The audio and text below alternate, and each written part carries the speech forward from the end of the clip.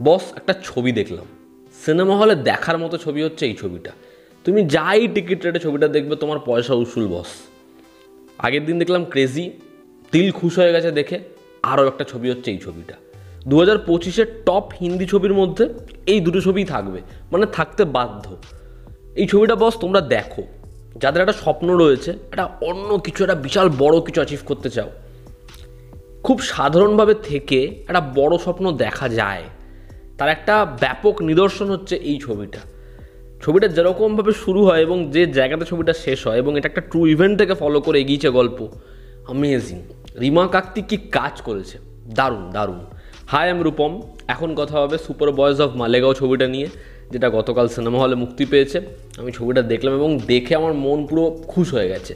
ছবিটা দেখে একটা অদ্ভুত স্যাটিসফ্যাকশান আমি পেয়েছি, এবং আমি তোমাদের বলছি, হাইলি রেকমেন্ড করছি ছবিটা দেখো। ছবির গল্পটা আমি একটু করে বলছি। 90s শেষ ভাগ, সেখানে কয়েকজন বন্ধু মিলে, মালেগাঁও থেকে বিলং করে তারা ঠিক করে তাদের যে সিনেমা হল রয়েছে একটা, যেখানে তারা পুরনো ছবি চালায়, তারা ঠিক করে তারা সিনেমা বানাবে। কী সিনেমা বানাবে? তারা বানাবে হচ্ছে শোলের প্যারোডি, শানের প্যারোডি। এবং এই যে ভাবনা একটা সিনেমা মেকিং, সেটা কতটা টাফ, তাদের কাছে যখন রিসোর্সেস নেই তা সত্ত্বেও তারা বানাচ্ছে, এবং বানিয়ে তারা কি বানিয়ে ফেলছে। এক একজনের স্বপ্ন, কারো স্বপ্ন অভিনয় করা, কারো স্বপ্ন পরিচালনা করা, কারো স্বপ্ন লেখা, সেটা কিভাবে আসছে এই ছবিটা তোমরা দেখো। যারা নিজের বন্ধু বান্ধবের সাথে অল্প বয়সের সময় বানিয়েছে, ধরো এরা ইন্ডিপেন্ডেন্টভাবে শর্ট ফিল্ম বানিয়েছে, কেউ নিয়ে এসছে নিজের মোবাইলের ক্যামেরা, কেউ নিয়ে এসছে একটা ট্রাইপড, কেউ নিজের বাড়িটা দিয়ে দিয়েছে, কেউ অভিনয় করেছে, তোমরা না দেখতে পারবে পুরো সেরকম একটা গল্প দেখতে পারবে যে হ্যাঁ ভাই, এটা ভীষণ জানা, এ তো আমারই গল্প, আমিও তো করেছি এটা তোমাদের প্রত্যেকটা সেকেন্ডে মনে হবে। এবং যা সংলাপ, যা পারফরমেন্স, বিনীত কুমার বলি, এখানে বলি হচ্ছে আদর্শ গৌরব বলি, প্রত্যেকের যা পারফরমেন্স দারুণ, জাস্ট দারুণ। এবং শশাঙ্ক অরোরা এত আন্ডাররেটেড একজন অ্যাক্টর, অর্ধেক লোকে তো তার কাজই দেখে না, ব্যাপক একজন অ্যাক্টর। তার ক্যারেক্টারটা জাস্ট ফ্যাবিউলাস। মানে এরকম চরিত্র আমাদের একটা বড় বংশের গ্রুপ হলে এরকম একটা ক্যারেক্টার থাকে যে সব সময় তোমাকে সাপোর্ট করবে। তোমার একটা বড় স্বপ্ন দেখার পিছনে এই লোকটা রয়েছে, এবং যখন বন্ধুত্বে ভাঙনটা ধরবে সেই জায়গাগুলো দেখো। সেখানে একটা সংলাপ রয়েছে, রাইটার হচ্ছে আসল বস। আমি যখন জানলাম যে ওটা কিন্তু বরুণ গ্রোভার লেখেনি, ক্যারেক্টার করতে করতে ওই সংলাপটা ইনস্ট্যান্ট বলে দেয়, তারা কাট বলতে যাবে, ওটা বিনোদ কুমার বলে দেয়। ওরা বলে এটা তুমি কী বললে, বলে মানে এটা কাট করবে নাকি, এটা ভুল হয়েছে, বলে এটাই তো ছবির মানেটাকে বাড়িয়ে দিচ্ছে। এ হচ্ছে অ্যাক্টার। আদর্শ গৌরব ব্যাপক, জাস্ট ব্যাপক।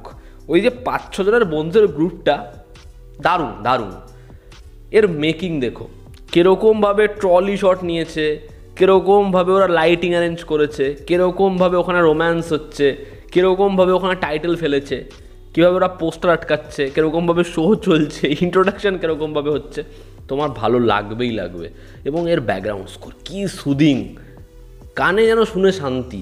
এবং ছবিটা যেভাবে শেষ হয়, তোমার মুখে একটা হাসি থাকবে, এবং নিজের ওই স্বপ্নটার কথা ভাববে, অ্যাচিভ করার কথা ভাববে। আর যারা যারা ইন্ডিপেন্ডেন্টভাবে ওই ফোন, ওই ছোট ক্যামেরা, নিজের বন্ধুরা মিলে একটা ছবি বানিয়েছো, তারা তো এই ছবিটার সাথে ভীষণ ভীষণ রিলেট করতে পারবে। প্লিজ এই ছবিটা দেখো।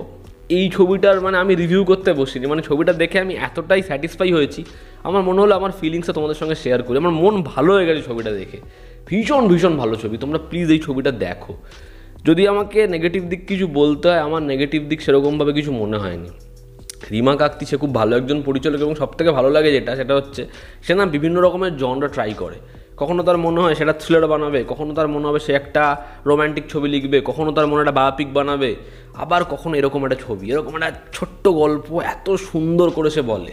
খুব খুব ভালো একজন পরিচালক। ছবির খারাপ দিক বলতে গেলে, ছবির মধ্যে কিছু ক্যারেক্টার্স রয়েছে, কিছু সাবপ্লট রয়েছে, যেগুলোকে মানে একটা ক্যারেক্টারের পার্সোনাল লাইফ দেখাতে চাইছে, তার প্রেম দেখাতে চাইছে, এবার সেগুলোকে না এস্টাবলিশ করতে পারেনি। মানে দেখিয়েছে, বাট ওগুলো সারফেস লেভেলে রয়ে গেছে। এই যে বিনীত কুমারের ক্যারেক্টারটা, ওর বোম্বে যাওয়ার যে জার্নিটা, সেটা যেরকমভাবে আসে, সব হাফ বেকড এগুলো। মানে যদি এখানে শুধুমাত্র ওই চরিত্রগুলোর ব্যাকড্রপ হালকা হালকা প্রথমে আর্ক দেখিয়ে রেখে দিত, তাহলেও কোনো সমস্যা ছিল না, ঠিক আছে। কারণ ওই জিনিসটা গল্পের মধ্যে কখনো দেখানোর মূল উদ্দেশ্যই না, কিন্তু যখন ওটার মধ্যে আমি 15-20 মিনিট ইনভেস্ট করছি, আমার মনে হচ্ছে আমি কিছু পাবো, কিন্তু যেটা পাচ্ছি সেটা হিট করছে না। তো ওই জায়গাটা আমার মনে হচ্ছে বাদ দিতে পারতো।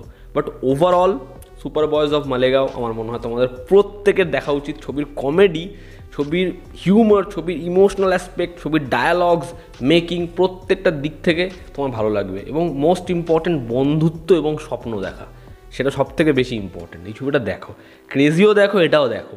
তো এই ছিল আজকের ভিডিও। যারা তোমরা এই ছবিটা দেখেছো তোমাদের কেমন লেগেছে জানিও। জনতা আমাদের পাশে আছে। আবার দেখা হচ্ছে। Love you all, stop by, take care.